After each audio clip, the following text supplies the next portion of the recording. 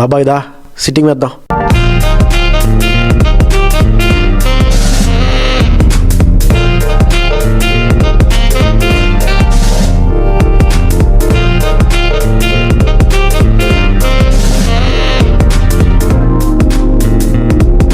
This is Vizag Fun Talks.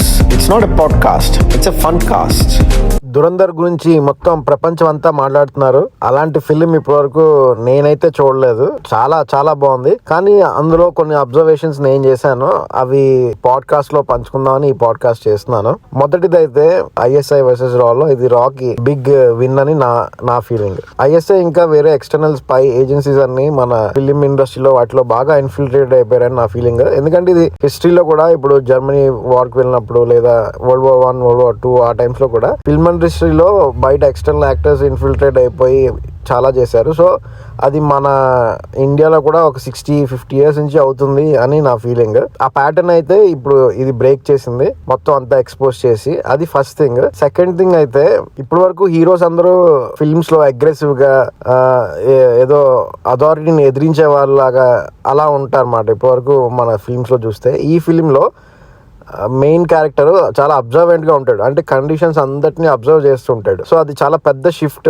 ఒక hero mind set లో అని నేను అనుకుంటున్నాను. అది నార్మల్ పీపుల్ లో కూడా ట్రికిల్ డౌన్ అవుతుంది. ఎందుకంటే ఇప్పటివరకు అందరూ ఎక్కువ ఆవేశంగా ఎగిరిపోతూ మాట్లాడేసి అది చేయలేదు ఇది చేయలేదు గవర్నమెంట్ అంటారు. కానీ చుట్టుపక్కల ఏమవుతుందో బిగ్గర్ పిక్చర్ ని చూడండి, ప్రతి ఒక్కరు సిటిజన్ అని అదొక ఇండైరెక్ట్ మెసేజ్ అని నా ఫీలింగ్. ఇంకా కొంచెం వెళ్ళి నేను అబ్జర్వ్ చేసిన మూవీలో మిస్సింగ్ థింగ్ ఏంటంటే film industry and external agencies taluka nexus ఇంకొంచెం చూపించాల్సింది. ఇంకా మీడియా, సోషల్ మీడియా తాలూకా ఎఫెక్ట్ కూడా చూపించాల్సింది. అది ఎలాగా ప్లే చేస్తున్నది ఈ ఎక్స్టర్నల్ ఏజెన్సీస్ కి హెల్ప్ గా అనేది కూడా చూపించాల్సింది. అది మిస్ అయింది. మేబీ ఫ్యూచర్ లో ఏమైనా ఇంకో దురంధర్ వస్తే చూపిస్తారేమో. నేను ఎందుకు ఇది అంటున్నానంటే యాక్చువల్ గా బ్యాక్లాష్ ఈ ఫిల్మ్ కి ఇండియాలోనే ఎక్కువ వస్తుంది. అది చాలా క్వార్టర్స్ నుండి. బయట అందరూ చాలా బాగుంది, బాగా చూపించారని ఈవెన్ అవుట్ సైడ్ కంట్రీస్ వాళ్ళు, ఎనిమి కంట్రీస్ వాళ్ళు కూడా చెప్తున్నారు. కానీ యాక్చువల్ రియాలిటీ చూపిస్తుంది అంటే ఇండియాలోనే ఎంతమంది బుర్ర సరిగ్గా పనిచేయకుండా ఉన్నారా అనేది తెలుస్తున్నది. ఆ మీడియా ఛానల్స్ మరి నెక్సెస్ ఎవరితో ఉంది, ఊరికనే చేస్తున్నారా లేకపోతే ఇంకేమైనా నెక్సెస్ ఉందా అనేది కూడా చూపించాల్సింది, ఈ ఫిల్మ్ లోనే చూపించాల్సింది. ఇంకో ఇంపార్టెంట్ థింగ్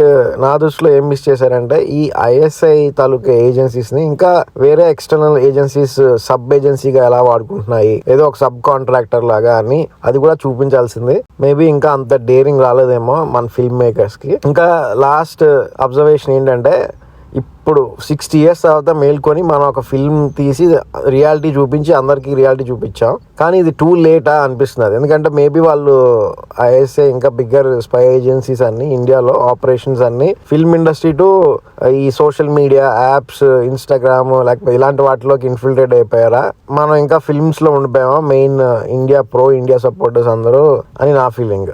ఓవరాల్ మూవీ అయితే చాలా ఎంజాయ్ చేశాను. మేబీ కొంతమంది అంటున్నట్టు డాన్స్ మిస్ అయిందేమో, అదొక ఇంపార్టెంట్ థింగ్ మిస్ అయిందేమో.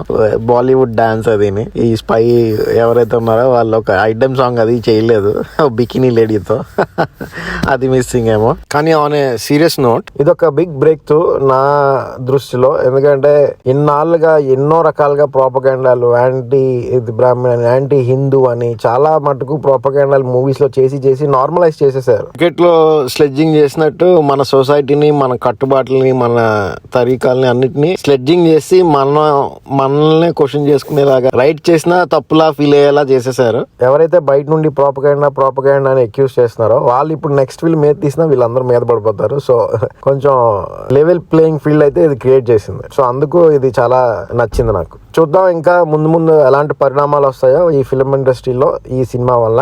మొత్తానికి అది ఈ పాడ్కాస్ట్. మళ్ళీ వేరే కొత్త పాడ్కాస్ట్ లో వేరే కొత్త టాపిక్ తో కలుద్దాం. అప్పటి వరకు సెలవు, నమస్తే.